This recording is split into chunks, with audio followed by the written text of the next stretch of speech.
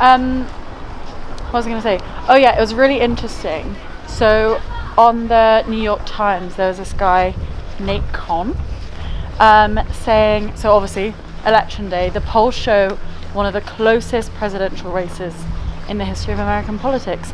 I know you've looked at all the different swings and how they're going. What's everyone saying at the moment? So it's crazy because everything is so tight and everything is within the margin of error. I mean, Pennsylvania, so the biggest of the swing states with the most electoral votes, that has got Harris leading by less than a percentage advantage. Yeah. But I mean, every single swing state could be within the margin of error, and it could be wrong. Everything could change. You have no idea what could happen. Yeah. And then Trump did his closing campaign in Michigan, what did he say? Which is another one of the swing states. Yeah. He told people that if they vote for him, they're voting to fix every single problem America faces. It's the tightest election it's ever been. Yeah. 50% of the country are going to be voting for him.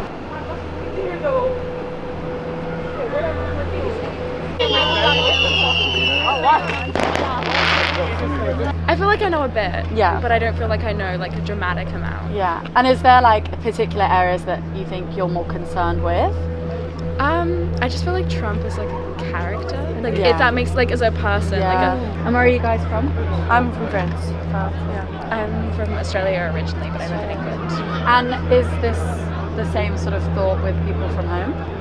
The way that you... Oh yeah, definitely. Yeah, definitely. The way you think about... I mean, there are idiots everywhere. I do consider people who vote for Trump idiots because at this point. Yeah. I think it controls the culture of the Western world, and we live in the Western world, so. Yeah. And do you feel like you have any idea on where it's actually going to sway, or are you sort of just fingers crossed for a direction? I think you never know. After living through the yes/no campaign in Scotland in 2016, my mum sent me to school with a yes badge. I think you never know how politics are going to go, and people should always vote. Please. Always vote. Yeah. And you said you guys are Scottish. Whereabouts are you from? Aberdeen. Aberdeen. And Glasgow. Nice. And would you say that the way that you feel about the election is similar to the people around you? Yeah, I would say so. I think everyone wants Kamala Harris. No one is really being yes, Trump. Okay. It is Scotland, so. Yeah. You're locked in. So you think Kamala will win? Yes. With your Not with passion, but yeah. Not with passion, but yeah. I think that's a lot of the opinion, to be fair. People I can feel only... America's just so different to any European country. Yeah. I think something in Europe is something 70% Kamala to 30% Trump. If you see the world poll, what were we saying? It's 97%. Yeah, it's ridiculous. Which is crazy. And I think you can really see it when we've been chatting to everyone here, how everyone is pretty much of the same opinion. So interesting, the amount of people you asked, they were like, oh, I don't know, don't ask me, sort of just and even if they had an opinion, they didn't want to say it. I mean, people were saying, I think it's going to be Kamala with shame, and they were putting their heads down. And it is really interesting because I think the problem is it's such a divisive debate in America that even if it's the popular view here, they feel some sort of that polarization trickles down back into Europe. Yeah, I mean, so it's crazy. And the only person who was confident about saying their opinion was the guy who supported Trump.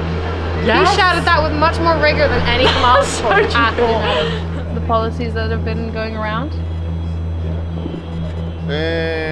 I've never really looked at it that close, I just noticed there's a lot of stuff about Bitcoin, Yeah. And Trump's he's quite clever the way he jumped on, I like this, because he knew it would attract a lot of votes. Yeah. Oh my goodness, I didn't even know that he did that. How did that work? He turned up at the conference, he turned up at the Bitcoin conference. Uh-huh. But there was politicians from both sides, Oh my God. I think the other side, I think Biden was they were all anti-crypto, but then they realised they were looking stupid by saying, they jumped on the back by going against it, so they had to do a U-turn and say something about, they realised they really had to, they would have no chance of winning, I think, unless they really went turn, what was it to say, done a U-turn or they done a U-turn on what they thought about it. But it's a shame what happened to the man, really. People can be quite cruel, he's finished, look at him, he's the man's no well, it's he's very old now. I think I just read stuff on YouTube and that, you know. I can live myself, so I don't really talk to that many. Well, I suppose I talk to passengers, but not really about the election so much, you know. I like RFK Jr. I like him. Yeah. I love that guy. I think he's great. Hands-on. He backed out, I believe, but somebody he did. I would, if he was standing here, I would be voting, you know. You'd be voting for him? Yeah, but I think Trump's kind of like the fact that somebody that turns up and kind of says that like even if I get beat, I'm not accepting it. That shouldn't be allowed for the start. You know, it's just nuts, really. Yeah. Dropkicks, I like to think anything's going on, we do something for it. It's Patrick's Day, Valentine's, whatever. Yeah. Anything that's happening majorly, I like to be part of it, do something. Yeah. So it's just. Do they get like a lot of different kinds of people coming in to the venue? It is. Yeah. We do that for everything, but for this year, you're a bit anxious about it, but I don't know. I think, to be honest, I'm really glad that this is happening because we were up on Carlton Hill, and so many people were so scared to talk about it, and just having like an event where people can just chat and speak freely and debate and see and be a part of something that's so massive. Like, I think it is just important that people feel comfortable to even. So we've got more people coming, but it's mostly expat Americans. Yeah. Loads of politics students. Yeah. Edinburgh Political Union, people are just really interested in politics. Yeah. And most of them probably don't really have an opinion, but they don't really have a horse in the race. Yeah. Maybe the Americans might be more passionate about it. He's really spoken a lot of things about changing our entire country as a whole, Project 2025 as well, even though he can claim that he has no affiliation with it. So many of his aides, so many of his councils, so many people who worked under him from 2016 to 2020 have written this and have contributed to this project. Yeah. So to say that he doesn't know it at all and to just completely deny it is, I personally think, 100% false. He has something to do with it. It's not just for him. It's been in the works for decades. It is for any Republican who wins. They want to change the entire system of government to help benefit them, to implement a government religion, a state-mandated religion, to censor free speech, to put in a national abortion ban, to overrule Obergefell, so to prohibit same-sex marriages nationwide. It is so scary. There are so many different people, no matter who you are, no matter what your identity is, you have something to lose if Donald Trump wins. Yeah, so being born in Tennessee and coming here, it is one of the most conservative and one of the deepest red states in the country. Yeah. So I differ from my family in that aspect, but a lot of my friends are also very worried about it. I think it's an issue of empathy. Something I wrote about in my personal statement for here was that the American South is based on a contradiction. We are taught this idea that you should love everyone and be there for people, but at the same time, if someone doesn't look, think, act, vote, or love like you should just turn them away. Right. You should not help them out. And I think at the end of the day, that's what it is. Just because I haven't lived in your shoes doesn't mean that your life is worth any less than mine. With the economy, there are 23 Nobel Prize-winning economists that have come out in favor of Harris's plan. Elon Musk, who's working with Trump, says that we should expect a market crash quickly after Trump is inaugurated in office. They want to cut $2 trillion from our government spending, and they've said that we should prepare for an immediate crash. Companies, in response to the tariffs that he wants to propose, his main thing is around globalization and changing that to America first. So with that, one of his things that he wants to introduce is tariffs on all of them. So just putting more like taxes onto those companies for outsourcing jobs. Yeah.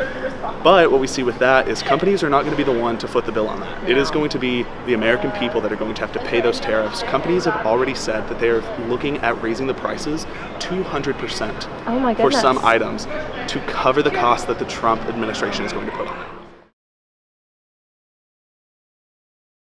As in,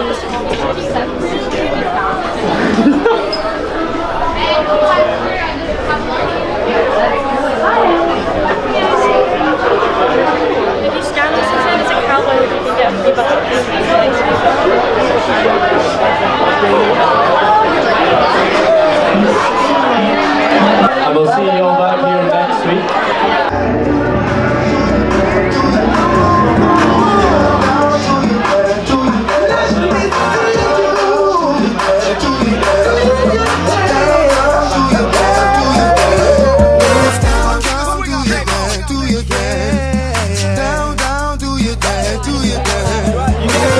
national content. Because, like, Oh, and also, where are you from?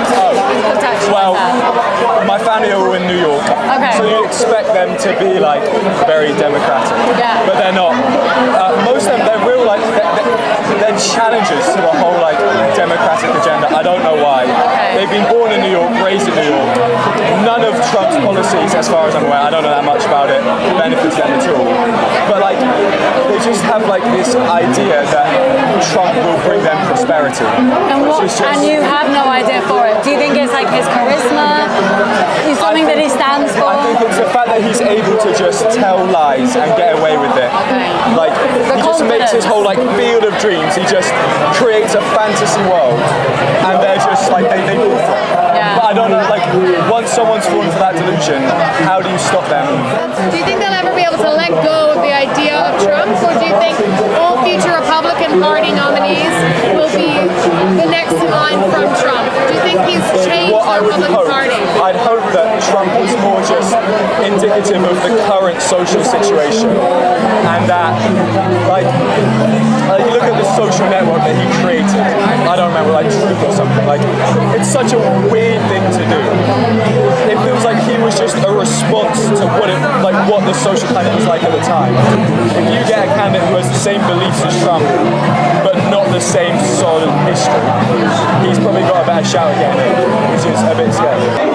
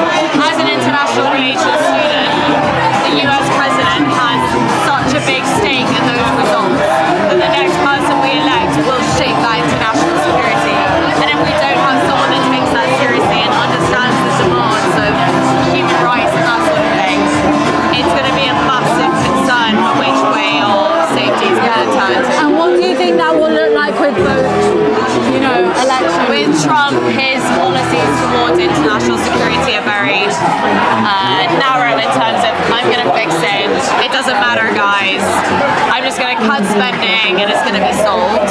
With Harris, he has a Biden-based approach, which is very diplomatic. It's very like, we're going to work with both sides to achieve a common outcome.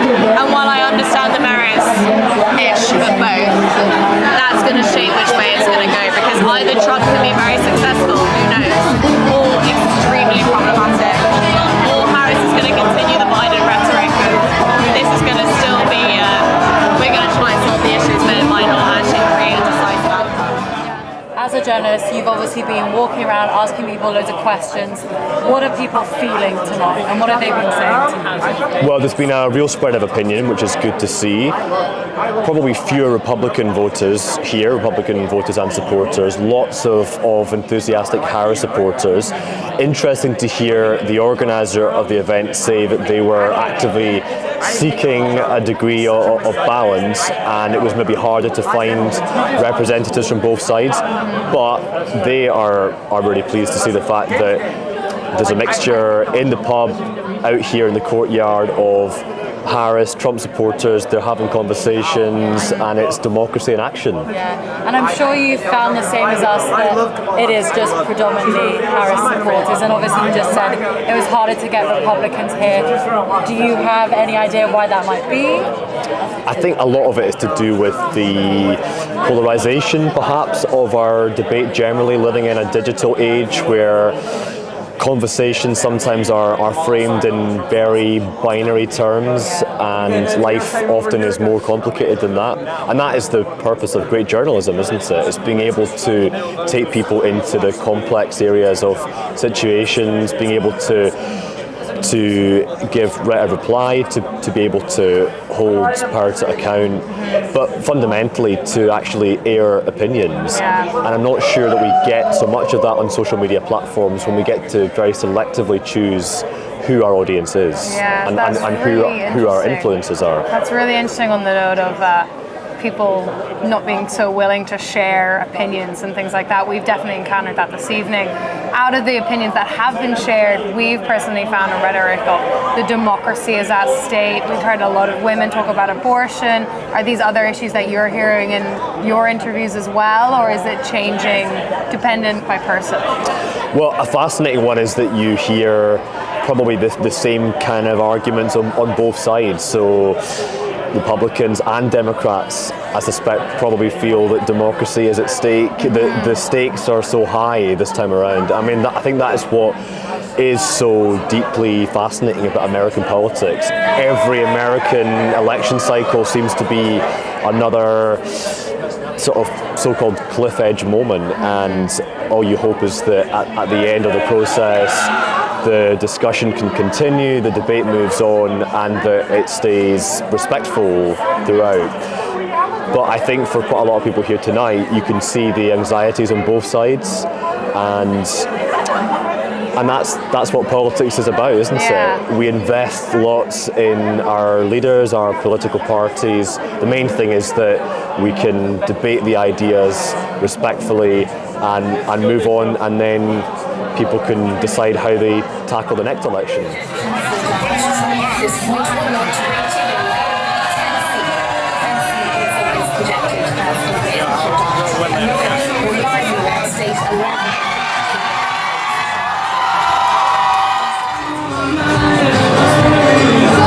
How has your evening been? What's going on? Oh, I'm so glad you asked. Right, so I came in with the MAGA hat. It was a gift. I didn't buy it. I wouldn't buy it. It was a gift, right? I came in with the preconceived notion that I was gonna get hit, maybe beat, probably get my hat stripped off a couple times, probably get my head smashed a couple times, a drink spilled on me. Have those preconceived notions stood correct to you? Yeah. What kind of experience have you had with the people here this evening? It wasn't fun. I would love to say and stand hardly tell you on my knees that I am a Democrat by blood, by choice, and by will. But I'm a Republican by blood, by choice, and by will. Have you found that your treatment of your political views has differed in America versus in the UK? Do you find a different hostility? So, I was born in London, moved to New York City when I was 2 months old, lived in New York City for like 15 years, went back to London, went to American school in London, and then went to Edinburgh. So, London is London. London is a very, do whatever the fuck you want, like, I kind of don't really care. New York is like that, but New York is also inherently democratic. So why do you think I didn't vote? My vote goes to the New York State, Upper East Side, where our residence is. It's like 108th district.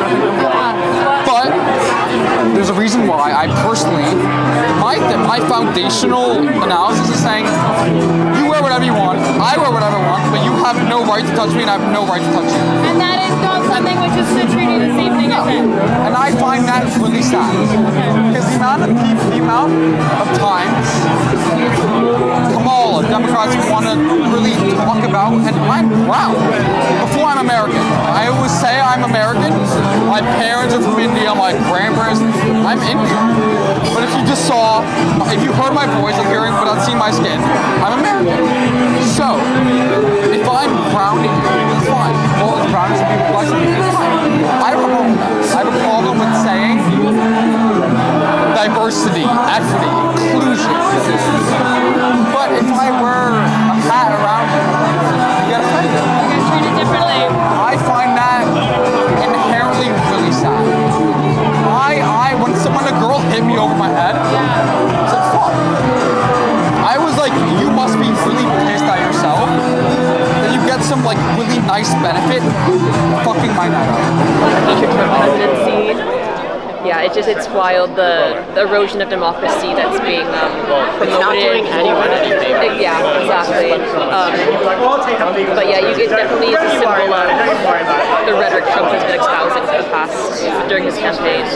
Do you think you expect to see that kind of rhetoric progress if he were to become president? I do think so. I mean, considering what he said, if he is telling the truth, if he's been telling the truth for the past few months, he's going to increase his power, do whatever he can to like make his presidential get rid of parts of our. He says he's going to prosecute his enemies. A complete breakdown in the constitutional system. Yeah. Well, interestingly, I actually knew some Trump supporters in 2020, but they've since changed their minds. And what do you think? Well, I know what did that. It's January 6th. It's the Capitol insurrection, and I've spoken to people who have told me that is what changed their minds. I think it's just now that Trump has shown that he is a serious danger to American democracy. It's not just about his economic policies. It's not just about his immigration policies. It's about the future of American democracy. And as much as that sounds alarmist, I don't think it is. I think it's an accurate thing to say. Okay, is that good? Yeah, you were good. Okay, right.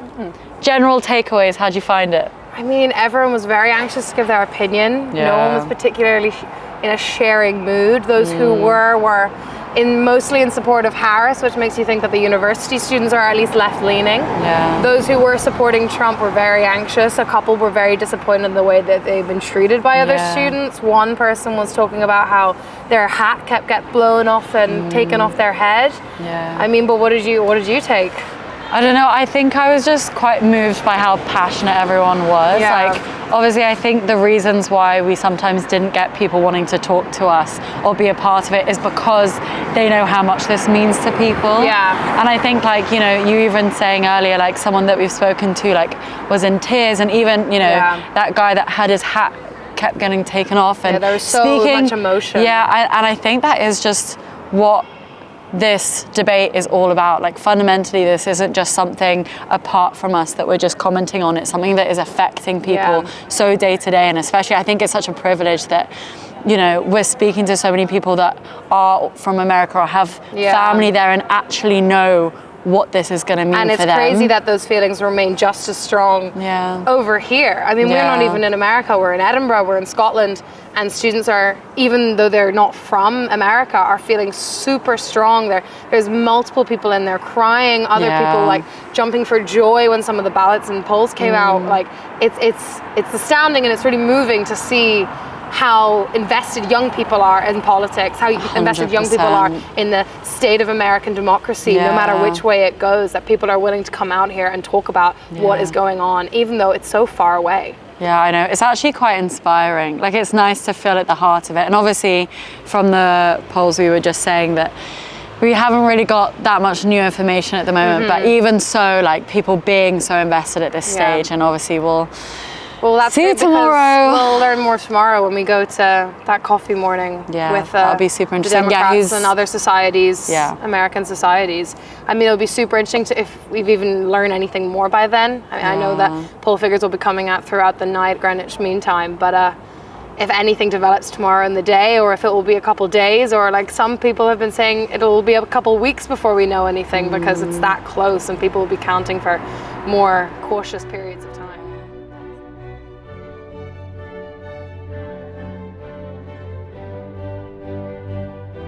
The Fox News Decision Desk can now officially project that Donald Trump will become the 47th President of the United States. Donald Trump has won the state of Wisconsin, which means he is the winner of this race and will return to the White House as this country's 47th president.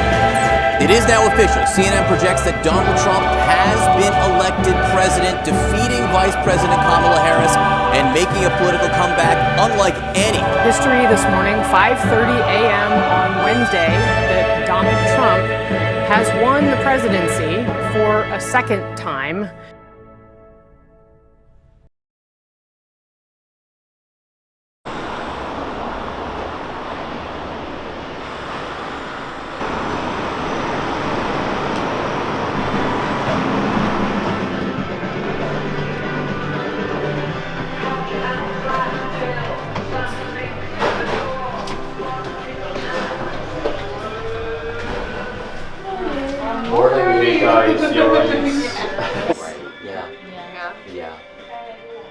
What did you do last night?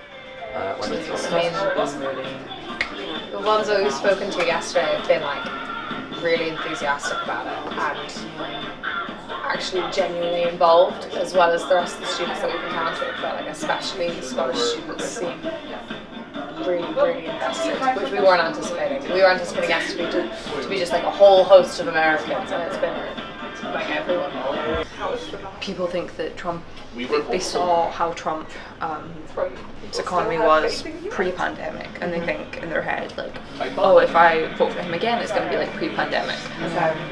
They're not taking into account the fact. Well, from my point of view, I don't think they're taking into account the fact that, I mean, everywhere prices have plummeted, partly due to the pandemic, partly because of conflict.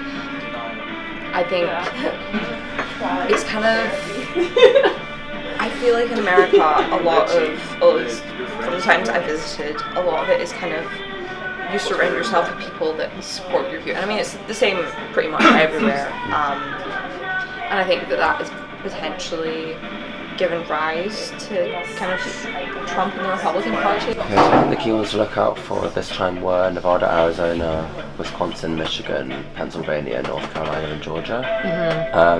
They seem to have all gone red, and then everything else went as everyone essentially knew they would. The polling seems to have massively missed, like the last two presidential elections, some kind of non-response bias towards Trump supporters or something of the like. But the actual opinion polls themselves on like a national scale was sort of all saying it would be about 0.5, 1 point lead for either candidate, and we have got, I think, the largest Republican lead in vote share over a Democrat candidate since before the end of the Cold War. Oh my goodness. And this was not something any major pollster was predicting. I think that was the end for me. I think I've been watching the news since like 5:30 this morning, and I think everyone was kind of in agreement that like if Trump wins Pennsylvania, there's no way Kamala can get to 270 in the Electoral College, and so that was kind of like the deciding factor. I think even if I think she's not projected to win many of the other swing states, but even if she did, I don't think it would be enough to push her over the edge. I think I went into the election with like telling myself I had really low expectations, because I feel like in 2016 people were like, there's no way he's gonna win, and everyone was like completely surprised when that happened. So I think I was telling myself all along like my expectations are low, but I think like when that news came out and it was like, okay, right, Trump has basically got to 270 already. I realized that I wasn't actually like emotionally prepared for the reality of him winning. I was just kind of like telling myself. She didn't want to say I told her, and who knows, maybe she should have. Rise things further by like leaning more to the left. I think it's like, no, I think a lot of people in our generation would be like, please. Do you think it would benefit them for them to be more pro-left,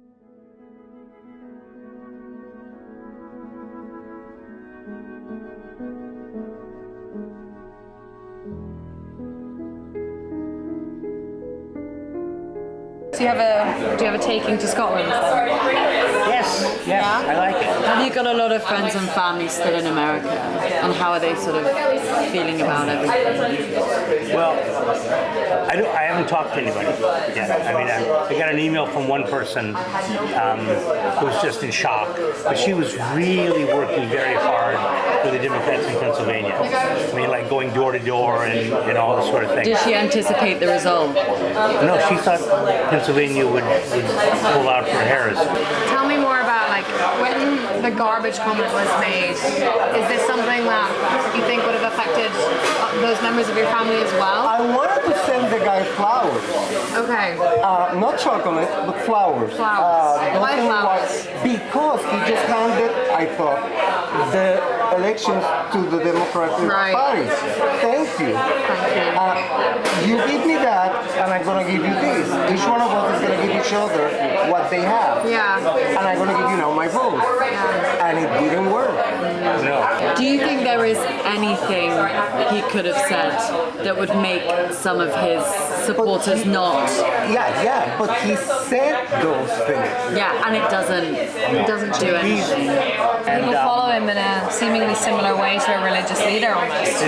Exactly, because nothing he says changes the devotion some of them have to him. Yeah. Whether he says I could shoot somebody in Fifth Avenue and nothing would happen. Yeah. Whether he gives part of a speech in a large public arena to thousands of people to discuss the size of the member of a golf player, right? Arnold Palmer. I mean, nothing he does seems to affect their absolute and blind devotion. Yeah. And I wrote to a friend and I said, listen, this is how it's like the Nazi movement.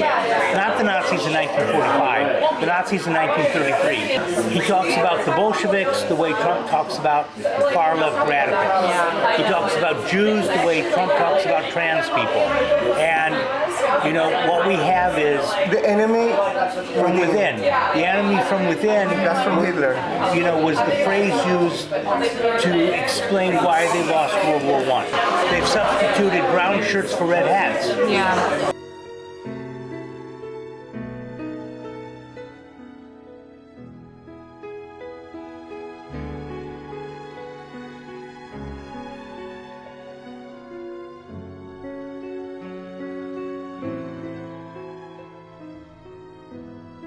Right.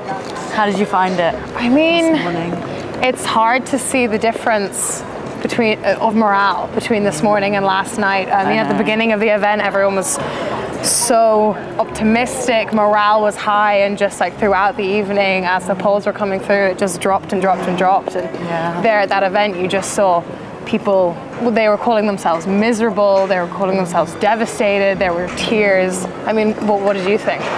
Yeah, I think it's similar, like when we were talking to people yesterday, people are so passionate, they were so excited, I think, to have someone come in that really was sort of wiping the floor, and they were so excited for it. And I think to speak to them today and them just be so exhausted because all their efforts have sort of been shattered by the reality of the situation. But in some ways, even though the majority of Edinburgh students seem to be voting blue for Kamala, And it was a disappointment to them. In general, it might actually be a positive thing because you have so many young people coming out and really getting stuck into politics and getting stuck into what is going on in the state of the world. And that's something that I haven't personally seen in Edinburgh over these past few years. So it's exciting to have people so invested in what is going on. I think that's a very good point.